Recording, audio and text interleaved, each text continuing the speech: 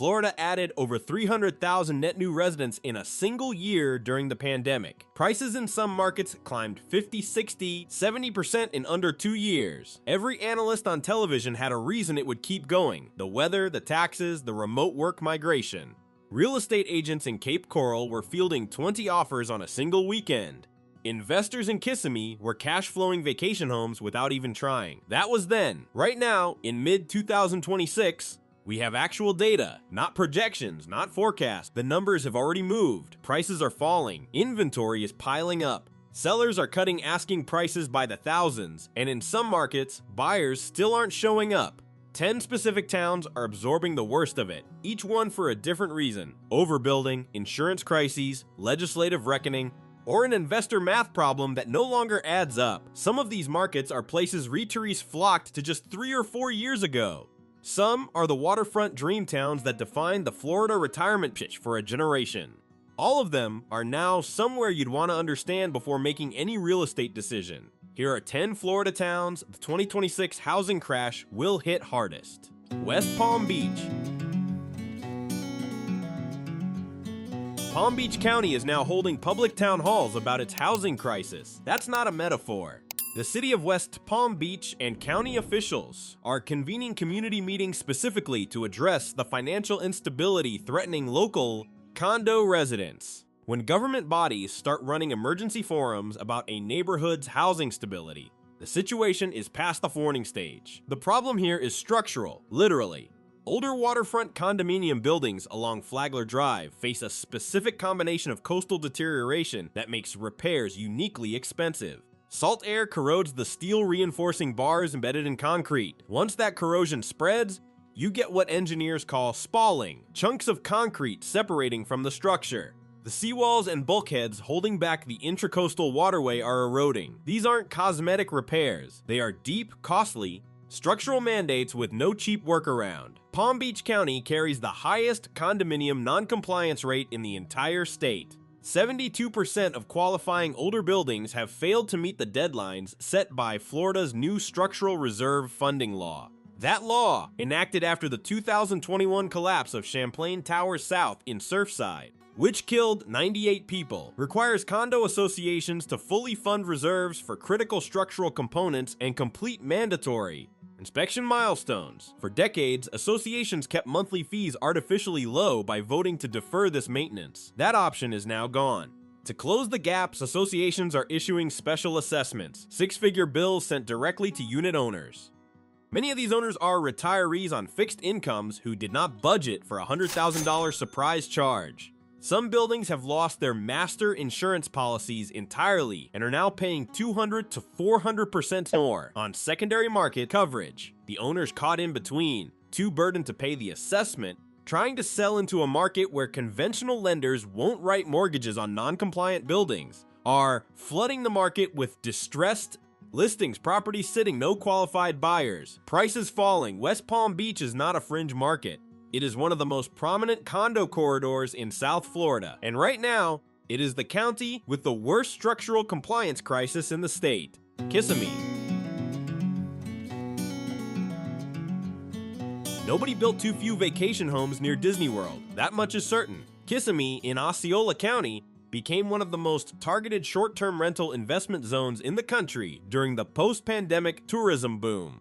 Proximity to Walt Disney World and Universal Studios made the math look obvious. Buy a 5-bedroom resort home listed on Airbnb, let the tourists pay the mortgage. The strategy worked well enough during the boom years that it attracted not just individual investors but large pools of domestic and international capital, all buying into the same playbook inside the same zip codes. The problem is that everyone had the same idea at the same time. Active short-term rental listings in Kissimmee reached 9,600, 4 properties by the first quarter of 2026, a 55% increase in active inventory over a single 12-month period. The tourists did not increase by 55%. Universal's Epic Universe opened in May of 2025 and did extend average guest stays, but it did not conjure enough new visitors to fill nearly 10,000 competing vacation homes.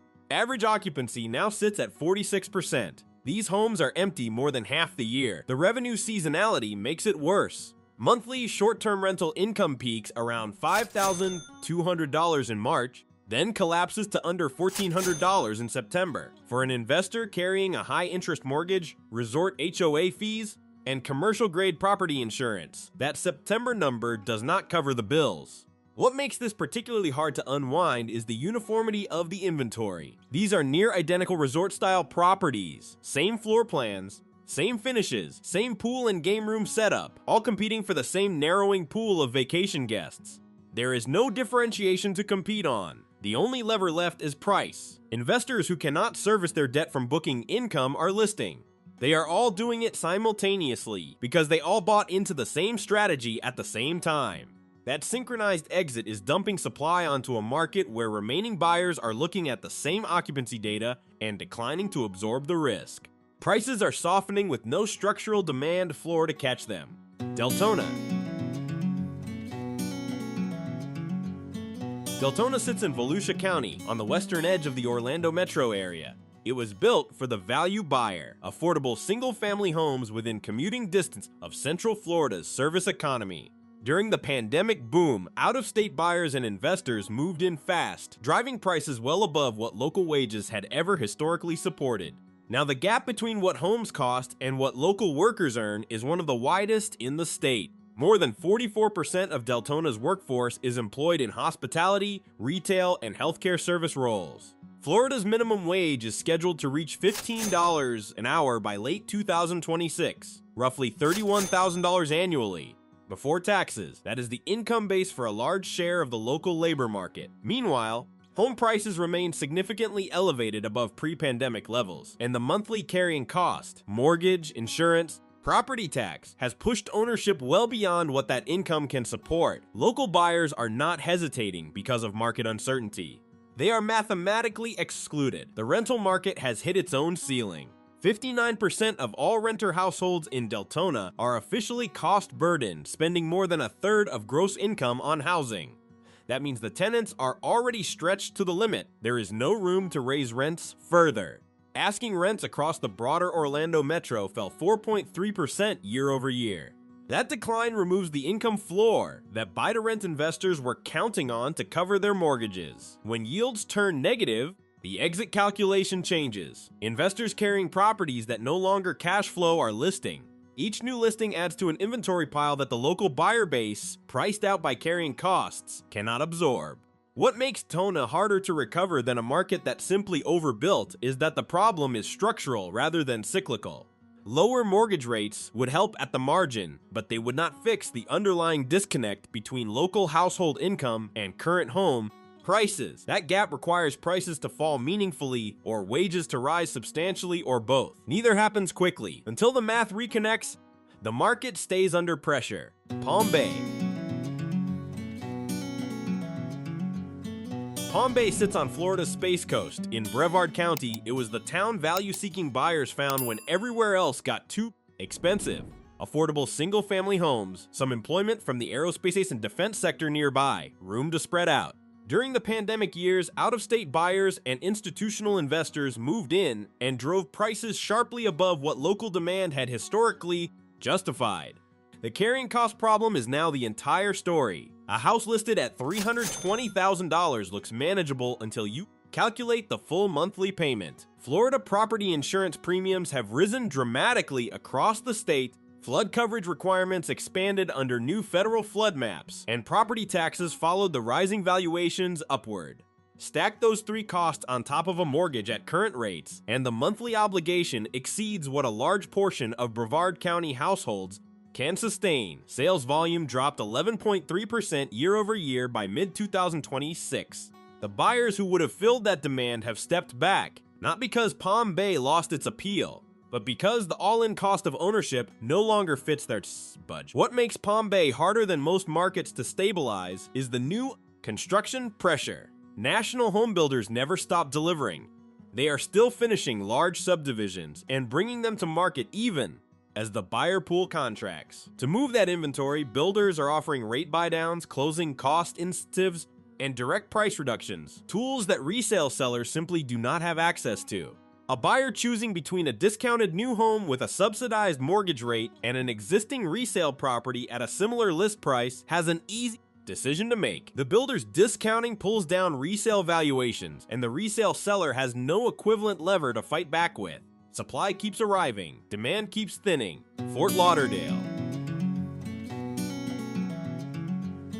The financial trap facing condo owners in Broward County follows the same structural logic as West Palm Beach. Deferred maintenance, mandatory reserve funding, special assessments, but with one key difference that sharpens the damage considerably.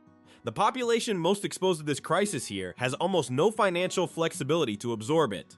59% of qualifying older condominium buildings in Broward County have failed to complete their mandatory structural integrity reserve studies or milestone structural inspections. More than half the county's aging condo stock is now legally prohibited from waiving reserve contributions, scrambling to fund decades of deferred maintenance at once, and passing the cost directly to unit owners through massive assessments or rapidly escalating monthly dues. Fort Lauderdale, Pembroke Pines, and Miramar carry large concentrations of retirees and middle-income residents on fixed incomes. A special assessment of $60,000 or $100,000 is not a financial inconvenience for this population. It is a crisis with no clean resolution.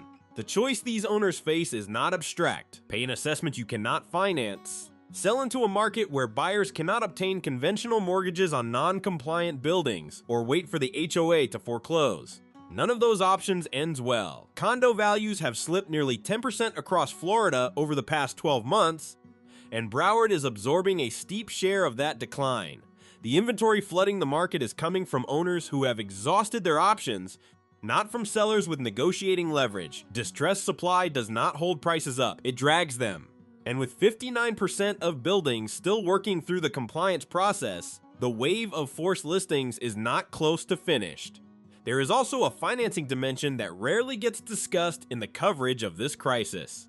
Because Fannie Mae and other conventional lending institutions will not purchase loans on non-compliant, under-reserved buildings, these units are effectively cash-only transactions. That restriction removes the largest segment of potential buyers, people who need a mortgage, from the pool entirely. The market that remains is smaller, more cautious, and fully aware of its leverage. Sellers in non-compliant Broward buildings are not negotiating from a position of choice. Tampa.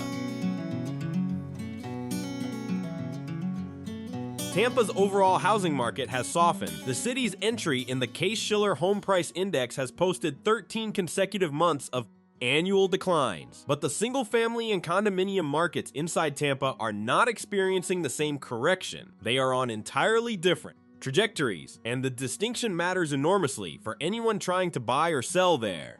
Newer luxury waterfront condominiums in the urban core continue to attract cash buyers. High-end developments into Tampa and St. Petersburg are still transacting well above $1 million per unit. That segment is functioning. The rest of the condo market is in structural distress. Older buildings flagged under Florida's new structural reserve law are sitting on Fannie Mae's non-warrantable list. That designation means conventional lenders will not write mortgages for buyers purchasing units in these buildings. Cash only. Cash buyers, knowing each building carries unresolved deferred maintenance liabilities, demand significant discounts to compensate for the risk. The pool of cash buyers willing to absorb that risk at a reasonable price is not large, enough to clear the inventory. Meanwhile, owners inside these buildings are receiving special assessments in the range of $60,000 to $80,000 per unit, a common figure in the Tampa market for moderate income owners. These are people who bought modest condos as primary residences or retirement downsizes, not investors with liquid capital reserves.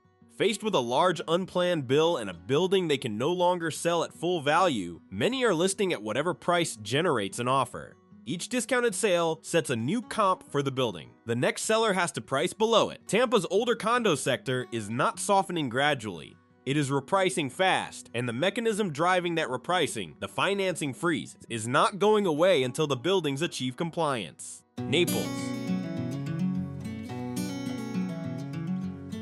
Naples has a reputation as one of the wealthiest, most insulated real estate markets in the country. In one corner, that reputation still holds. The single-family home segment in inland, non-coastal neighborhood saw sales volume climb more than 15% with median prices rising to around $850,000. Affluent cash buyers, including a significant share of Canadian purchasers, who account for more than half of all international buyers in this metro, remain active in that segment. The condominium market is a different story entirely. Condo prices across the Naples metro fell 8% year over year, bringing the median to around $450,000. On Marco Island, the barrier island that sits at the southern end of the metro, the median sales price dropped nearly 14% year over year, and properties are sitting on the market close to 100 days before.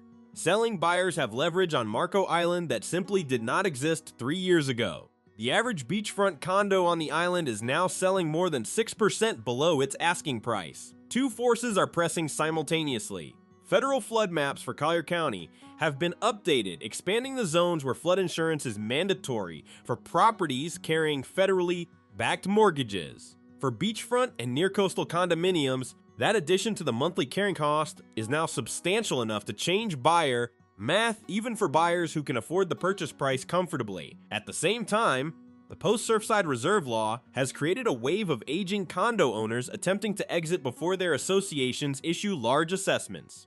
When a significant number of motivated sellers list into the same market at the same time, supply controls the pricing conversation. Wealth does not insulate a property from a bad structural position. What's happening on Marco Island is exactly that. The asset class, not the address, is what's under pressure. Sarasota.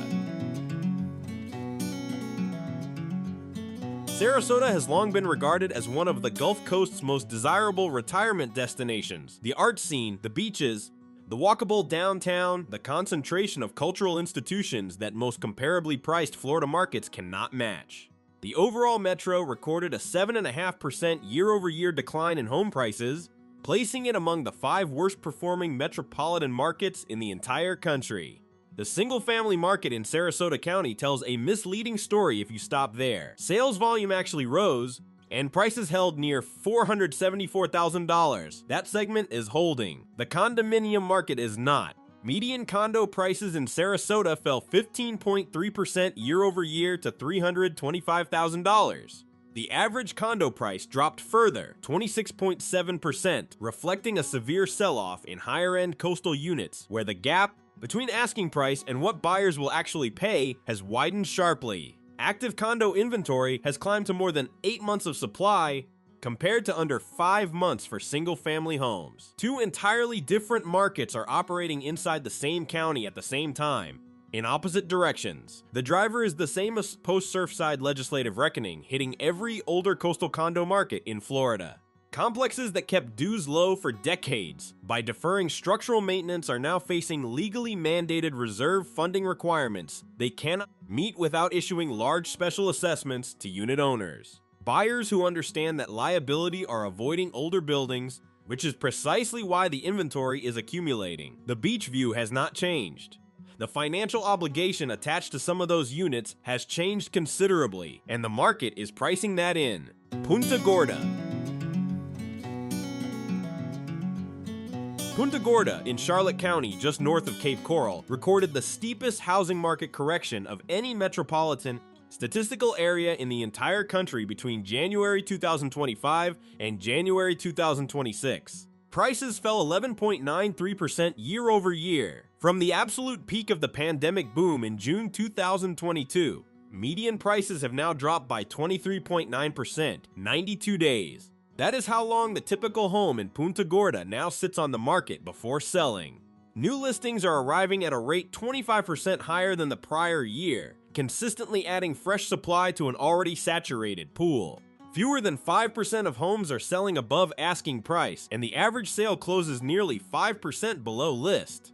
The market most exposed to this correction is Punta Gorda Isles, the canal front community where homes range between $510,000 and $570,000 and offer direct boating access to Charlotte Harbor and the Gulf of Mexico.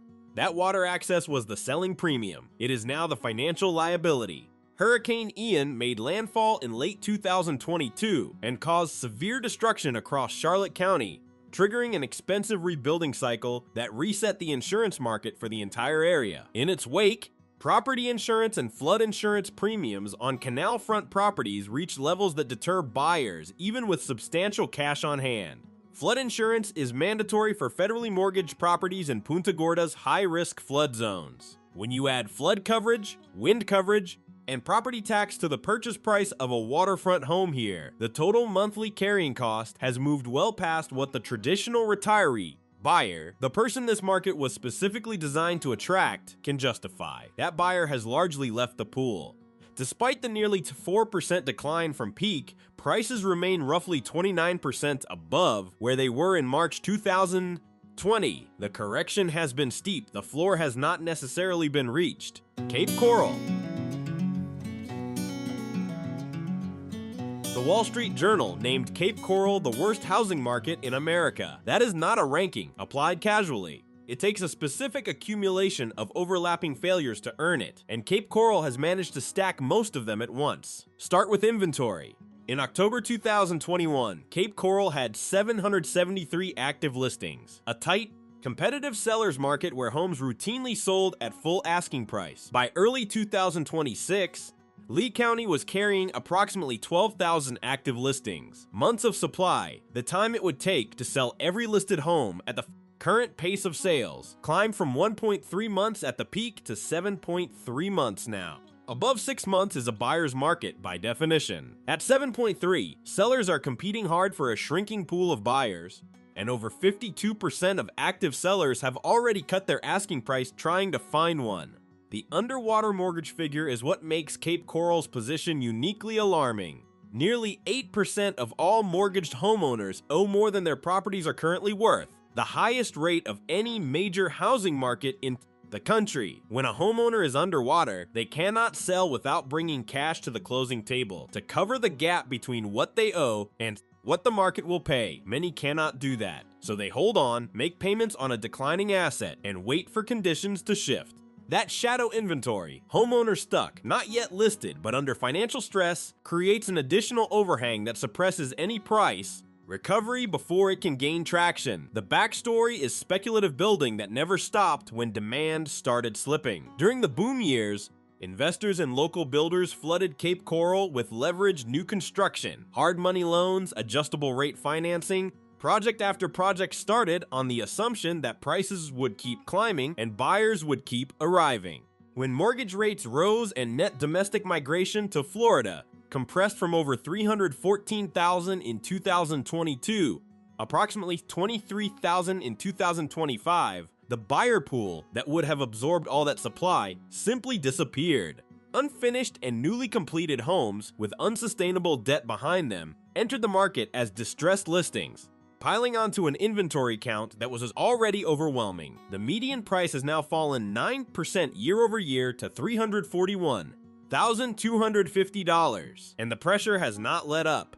Cape Coral is not a warning about what could happen to Florida's overbuilt markets. It is the destination those markets are already tracking toward. Florida did not become undesirable. That would be a clean story, and this is not a clean story. The weather is still the weather. The tax environment has not changed. What changed is that a market valued on the assumption of permanent, accelerating migration collided with the reality that migration slows, rates rise, insurance premiums compound, and decades of deferred building maintenance eventually require payment. The 10 markets on this list are not being punished for being bad places to live. They are being corrected for being priced at levels that required conditions, cheap money, continuous migration, deferred costs that no longer exist. For sellers carrying leverage in these markets, the math has gotten genuinely hard. For buyers who were priced out 3 years ago and have been waiting, the window has shifted. The negotiating environment in Cape Coral, Punta Gorda, and West Palm Beach looks nothing like it did in 2021. Cash buyers in particular are finding price reductions that were not available during the peak years. The towns that come through this correction intact will be the ones where demand was real, rooted in employment, infrastructure, and population that does not disappear when the investment thesis breaks. The ones built primarily on speculative capital and migration momentum will take longer to stabilize. Understanding which category a specific property sits in is right now the only thing that actually matters.